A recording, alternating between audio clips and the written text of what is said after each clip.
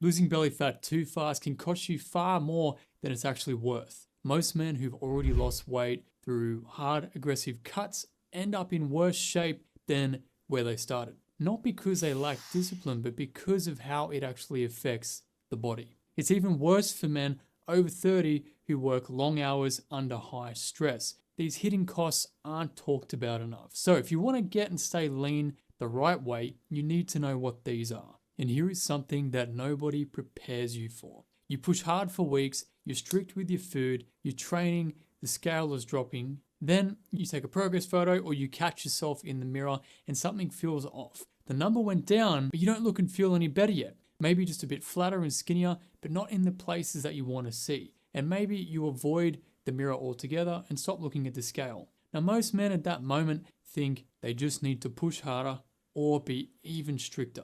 The problem is that is exactly the wrong conclusion. When fat loss happens too fast, a large chunk of what you're losing in those first weeks isn't mostly fat. It's water and glycogen, your body's stored carbohydrate and water that comes with it. So you eat less, you pull back on carbs, and your body dumps some weight pretty quickly. And it shows up on the scale immediately, which feels like progress, but then the fat is still largely sitting there around the chest, belly, and hips. And here's where it gets worse. The faster the weight drops, the higher the risk of getting loose skin. Dermatologists and plastic surgeons are consistent on this. Your skin needs time to gradually remodel its collagen and elastin fibers as the fat comes off. So slower fat loss gives these fibers time to reorganize and adapt. Push too fast and they simply can't keep up. The research also shows this is a bigger problem for men over 35 because skin elasticity is already declining from that point. So you end up lighter,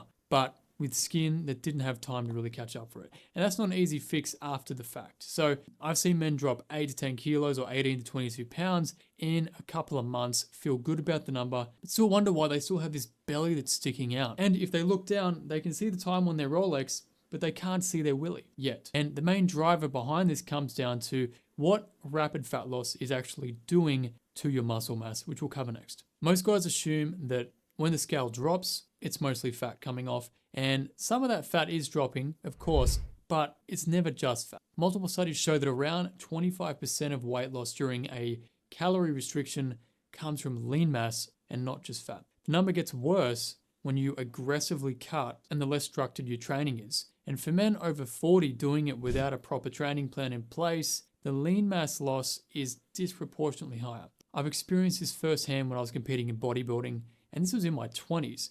I was training 5 days a week, eating a high protein diet, high carb diets with little fats to fuel my energy, and just doing everything right by the books to compete. And once I pushed below that 8 to 9% body fat to get stage lean, I started losing strength very quick. The lifts that I held for months started dropping, and that was just my muscle kind of getting eaten away. And that was under near optimal conditions. Now think about the man running a business or leading a team who's already stretched thin and then is trying to stack even more aggressive cut on top of that without a structured plan, and his protein's out of whack, consistency's not there, the food's all over the shop. He's ticking every box that tells his body to also burn muscle along with the fat. If deficit's too aggressive, the recovery is going to be compromised, and the training stimulus to retrain the muscle simply isn't there. His body has no reason to hold on to it. And this is how you end up with a lean face, lean arms and legs, but you're still carrying that bulging belly and a soft chest. And this can happen even at 15% body fat. But if muscle has been lost everywhere else in the process, the overall look is still going to be flat, undefined, and kind of like that skinny fat look that no man really wants. And obviously muscle doesn't just affect how you look, it's also going to hinder your ability to train effectively. When you're underfueled from an aggressive cut and you're losing lean mass, you don't have the resources to perform and recover from it. So the workouts that used to feel manageable start to feel like a grind. Your strength starts going backwards and you push harder because you think that's the answer. But the problem isn't always about effort. You're just under-resourced. And if that sounds familiar, you're probably not far off from where the men that I work with were before we fixed this problem. To find out more details, links in the description. Now we need to talk about how this impacts your metabolism. This is where the damage compounds even further. When you lose muscle through aggressive cutting, your metabolism takes a direct hit. See, muscle is metabolically active tissue, and research shows that each kilogram or 2 pounds of muscle burns somewhere between 13 to 22 calories per day just to exist in the body. That is not a huge number per kilo or pound, but when you're losing a lot of it, that can make a difference over time. But muscle loss isn't the only thing that's happening to your metabolism in an aggressive cut. The bigger picture involves 4 components that together make up your total daily calorie burn, otherwise known as your daily metabolism. And here's how it looks. So your BMR, your basal metabolic rate, which is just your baseline burn just to basically be alive. Then you have your NEAT, which is all of your unconscious movement throughout the day that is not deliberate exercise. This is your fidgeting, walking, hand gestures, talking, showering, driving, sitting, standing, all that. Then you have your TEF, thermic effective food. This is the energy that the body uses to process the food that you eat. And then you have your exercise activity. This is all the actual calories you burned during a workout or deliberate cardio. Now, when you push fat loss too hard, all 4 of these can get hit simultaneously.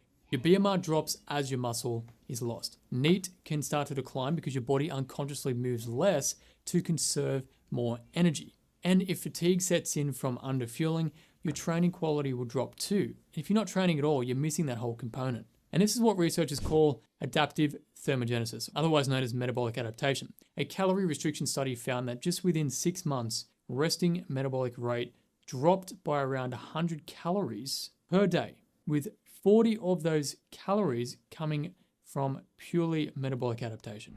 So your body isn't just burning less because it's lighter. It is actively working against you in a rapid weight loss phase. And this is exactly where these plateaus start to hit. And most guys reach a point where nothing seems to be working anymore, despite doing the same things that were producing the results in weeks and months earlier. But now their body is fighting back even harder. The body is simply trying to preserve what it currently has. It doesn't want to let it go. This is not failure, this is just physiology. So this is the point where most men think they've just hit some genetic limit, or their body doesn't respond the way it used to when they're in their 20s and 30s. And for a man used to solving problems by just pushing harder, that usual approach stops working entirely. But underneath all of this, your hormones are making everything significantly worse. See, most guys think that fat loss is just about calories in and calories out. And at a basic level, that is true. But when you push too hard and too fast, the big question is, what is this doing to your hormones? So you can think of your hormones as like the control system that's running everything underneath. When rapid fat loss triggers them, it's not just one hormone shifting slightly. It is a full chain reaction. And every part of this is slightly working against you. The first 2 to understand are leptin and ghrelin. Leptin is produced by your fat cells and tells your brain that you have enough energy stored. So when fat drops fast, then leptin is also going to crash. And when leptin crashes, your brain interprets that as a warning signal, and it responds by ramping up your hunger, slowing your metabolism a little bit, and then driving you towards wanting to eat more food. And ghrelin is the hunger hormone, and it spikes in this opposite direction to make you feel hungry. So you have the hormone that tells you when you're full is dropping, and the hormone that tells you you're hungry is increasing simultaneously. And this is why hunger during an aggressive cut doesn't just feel uncomfortable, it can feel relentless. It can even wake you up at night. And that is because hormonally, that is exactly what is causing this. Then there is cortisol. If you're running a business, managing a team, dealing with family and just stressful situations and schedules and commitments, priorities, not sleeping well,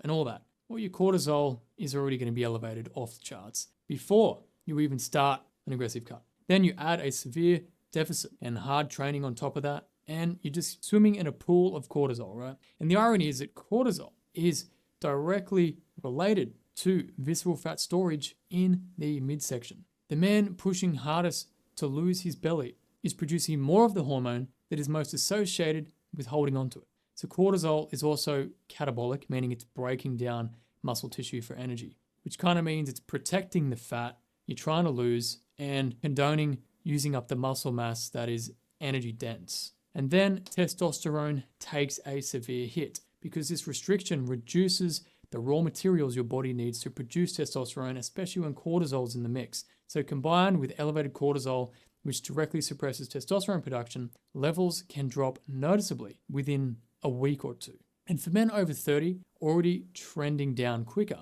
this is going to hit even harder because lower testosterone means slower recovery, less drive and strength in the gym, and also less drive out of it too. Because for men already feeling like they're running below their best, this accelerates that feeling significantly. And everything that makes training productive starts to work against you all at once. And finally, the thyroid. Your thyroid regulates your metabolic rate, and under prolonged restrictions, aggressive restrictions, the active thyroid hormone T3 is going to decline. And this ties directly back to the metabolic decline that we talked about in the previous point. Because less T3 means less energy, more fatigue, and a body that is increasingly reluctant to want to burn off more fat. And for men already running on poor sleep, long hours, and high stress, this hormonal environment is just far worse than before this aggressive fat loss phase even started. And this leads directly to where it costs you where it matters most, at work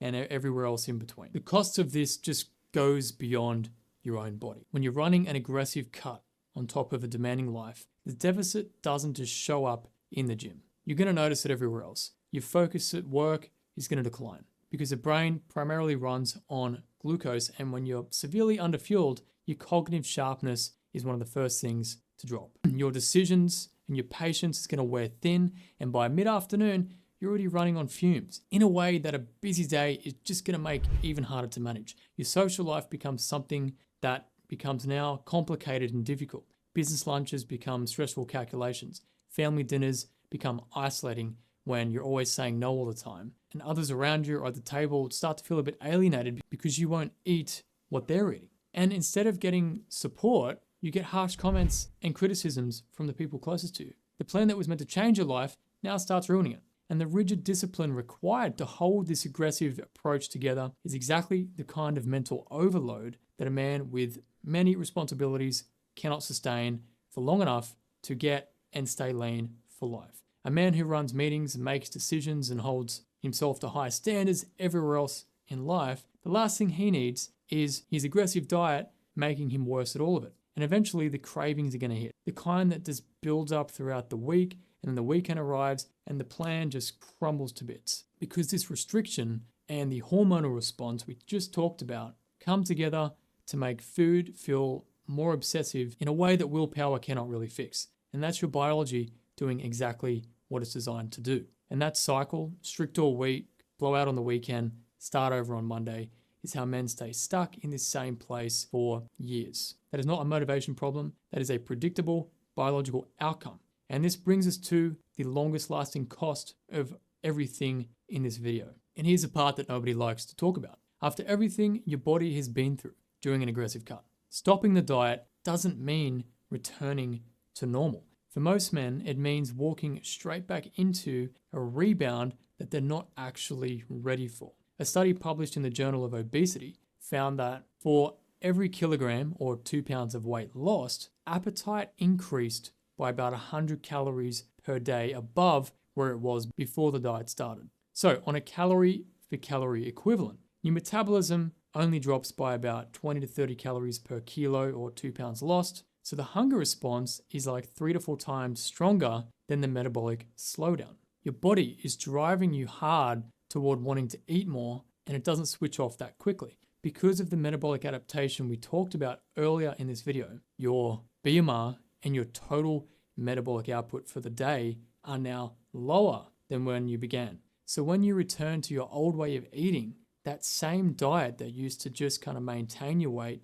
now puts you into a bigger surplus than before. And because the cut happened so quickly, there wasn't enough time to build the habits and the structure and the sustainable relationship with your routine and your food that would have held the results in place for a much longer time frame. The weight that came off in the restriction and the willpower and the pushing, not through a system that became part of your daily life. So when the restriction lifts, there's nothing underneath it holding things together anymore. And this is where this all or nothing mindset shows its real cost. The thinking says, the faster I get to the outcome, the faster the problem is solved. Or I'll just wait until life is perfect and then go all in and quickly get it out of the way. But as everything in this video has shown you, rushing the process doesn't solve your problem. It just sets up this entire cycle to repeat again and again, often from a worse starting point than the first time. And that is what my coaching is built to solve. It's not another aggressive approach